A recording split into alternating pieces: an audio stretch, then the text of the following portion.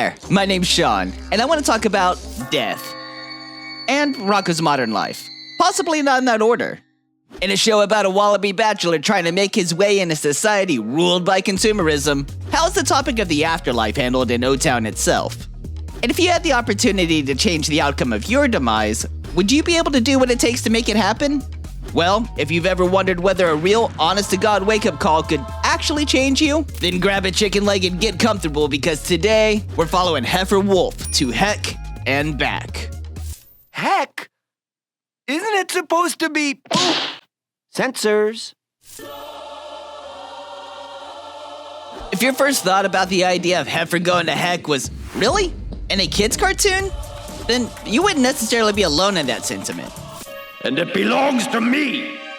Do you know what that makes it? And while it's not the last episode to feature the hellish landscape, it is certainly one of the more notable episodes in shows to explore the afterlife concept. I give up. It's the TV from heck. You'll see this one listed as controversial pretty often, and sure, the show has the reputation to back that up. Between the edgy humor, the cut scenes, and the actual banned episodes, but this one wasn't really that big of a deal.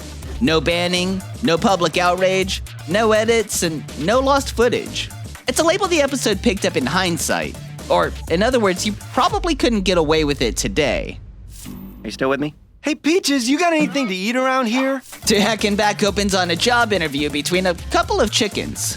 Karen the chicken, as well as many other characters across O-Town, is voiced by the amazing Linda Wallum, who would later go on to co-create Nurse Jackie, a dark comedy medical drama that ran on Showtime for 7 seasons. Karen the chicken nails her interview for the Chokey Chicken Corporation. Why, thank you very much, sir. You're very welcome, Karen, and good luck. Which is essentially the Kentucky Fried Chicken of O-Town. Unfortunately, this means that our time spent with Karen is rather short as her employment contract is quickly fulfilled. And while her sacrifice to consumerism is noteworthy, it's not Karen's new work responsibilities that are the topic today. I think I'll have the chicken. What number? We're formally introduced to the Chokey Chicken for the first time. You better go first, Rocko. I'm not ready yet. A staple of O-Town and a monument to consumerism and gluttony. Whether you're here for the tub of chub, the lily liver, or the greasy skin bits, it's not just good, it sticks to you. Grabbing lunch, we find Rocko and Heffer working through ordering their own meals. Given that Heffer doesn't work and lives at home, Rocko frequently goes out of his way to make sure Heffer is included. Heffer, we're mates, right? Is this about the money I owe you? Well, I suppose it's less about Rocko being a good friend and more about Heffer being a mooch with little to no understanding of the value of $1. Can you loan me $30? Unlike in carnival knowledge, though, Heffer just kinda rushes off, leaving Rocko with the bill. Maybe Rocko offered to pay. Surely it wouldn't be unlike him to offer from time to time, but then, don't be that guy. We all know that one person or have that friend or family member who, when given the opportunity, will just stack the plates as high as they can go. Chev, it came to nearly $40. Especially if someone else is buying. You know, there's something about restaurant ketchup. Rocko tries to tell Heffer how he feels, but Heffer just seems completely oblivious. I think Jenny Rose said it best when we were in the 3rd grade. Mrs. Leadenitz, my bottom bubble! Before you start writing those comments, keep in mind that despite Rocko coming to America shortly before the series begins, he mentioned spending time on his Uncle Gibb's Dude Ranch growing up. And in my last Rocko video covering Power Trip, Really Big Man uses his magical chest hair to show Rocko his past adventures with Filbert. I'm nauseous. I'm nauseous. I'm nauseous. Although it's a bit of a coin toss on whether you want to call that a real memory or an implanted memory. Heffer? Moo. And bonus points if you caught the double entendre of the restaurant's name. While this slid on through with a seal of approval initially, the restaurant does get renamed briefly to the Chewy Chicken in some later episodes. He's joking! He's joking! Is there a doctor in the house?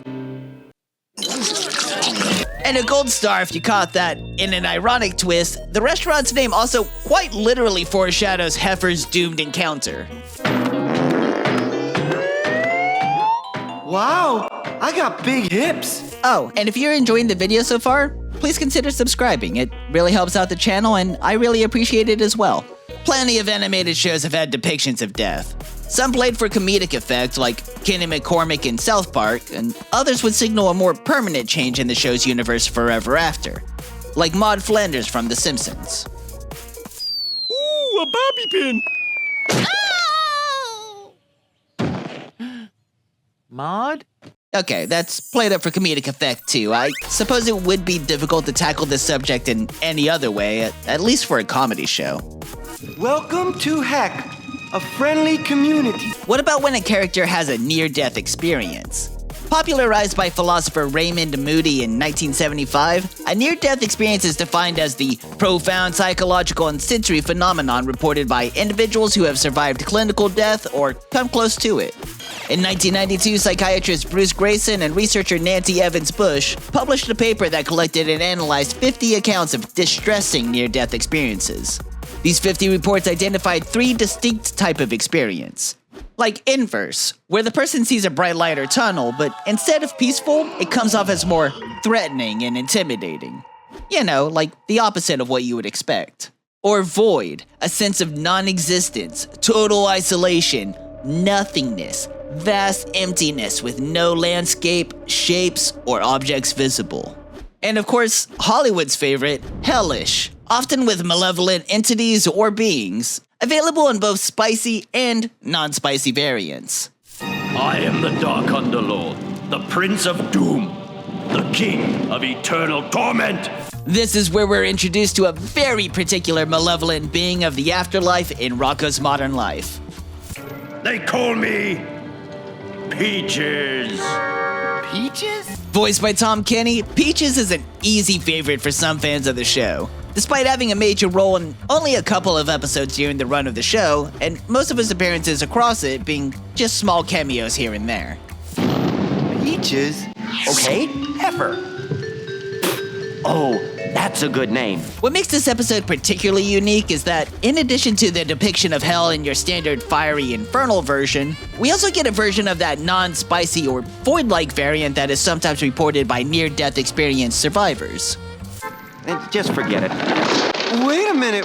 What? It's just for the tourists. I love that despite being interrupted during his introduction spiel, Peaches quickly works to reset the tone with some light humor and prop work. And there's the lamp from Heck, and here's the pineapple from Hackett. I love when people say that. Cutting the tension out of the air, Peaches does his best to try and finish his initial speech. You don't get it, do you? 7 deadly sins.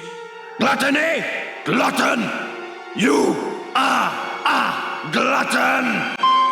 Gluten? The paddleball-obsessed Prince of Doom manages to eventually get through to Heffer. You poor fool. Still don't know where you are, do you? There is no remote. As punishment for his gluttonous behavior in life, Heffer is sentenced to eternal damnation in the form of watching TV, which feels incredibly fitting. The content itself is specifically handpicked for Heffer, as he's shown a replay of moments in his life where his gluttony hurt those around him. You've got X's for eyes. What in the blazes does that mean? Meanwhile, in a Chokey Chicken in downtown O-Town, Rocko has taken a more proactive approach to reviving Heffer. Well, somewhat proactive. Checking Heffer's throat for blockages similar to checking the Suckomatic for blockages back in A Sucker for the Suckomatic, Rocko sees that there is in fact something lodged in Heffer's throat. The fully connected ribcage of a chicken, in fact. Probably not Karen, though, right? Sliding down Heffer's esophagus while reaching for the ribcage, Rocko inadvertently ends up landing in the pits of Heffer's stomach. And you've got 9 stomachs. He'll starve to death before he finds his way out of your labyrinthian gut. With Rocko unlikely to make it out alive, Heffer is told that he'll be forced to watch his best friend wither away again and again and again for eternity.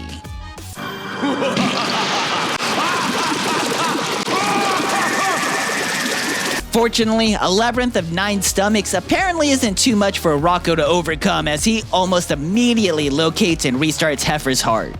which has all of the complexity of turning on your typical average lamp, apparently. Heffer is given a literal lifeline opportunity to escape from heck itself, hooked into a fried chicken leg. Showing that he really does understand how his actions led him down this path, Heffer tosses the chicken leg aside and hooks himself up to be reeled back to the land of the living. Go ahead. So let's circle back to my original question. If you had the opportunity to change the outcome of your demise, would you be able to do what it takes to make it happen? Oh, Rocko, from now on, things are gonna be different. Can a real honest-to-God wake-up call actually change you? Maybe. Some people do change their behaviors, patterns, beliefs, and even whole personalities based on a near-death experience, but that's most commonly associated with people who say their lives flashed before their eyes, or relived parts of their lives, or rewatched certain moments. Hey, Midas! My life is flashing before my eyes! Specifically, it often includes the person experiencing firsthand all of the emotional damage and trauma that they caused with their actions in life. And it's not just the almost dying part doing the work either. When comparing people who actually had one of these experiences against survivors with no heavenly light, hellish inferno, or life in review on IMAX, researchers found that only the first group came back different. Turns out a brush with death alone isn't enough to scare someone into changing. You have to actually see and experience something. Hey, you don't mind stopping at the beef barge on the way, do you? Have you learned nothing? And then there's Heffer. Eternal Damnation's no match for Heffer's ADHD. Maybe I should lay off the exercise for a while. It's a beautiful day. In an iconic double fake-out ending, it's never really quite clear if Heffer actually escaped his torture at all. Heffer, let's go! Like a bad omen in a Final Destination movie, before Heffer can hop into the car, Hey, Karen. Whoa, looking good. we see a familiar face. I've got an interview down at the Chokey Chicken Corporation. I love Chokey Chicken. Could we please stop there on the way, Rock? Wait, if this whole episode is a loop, then whose Eternal Damnation are we watching? 663, 664, 665. One.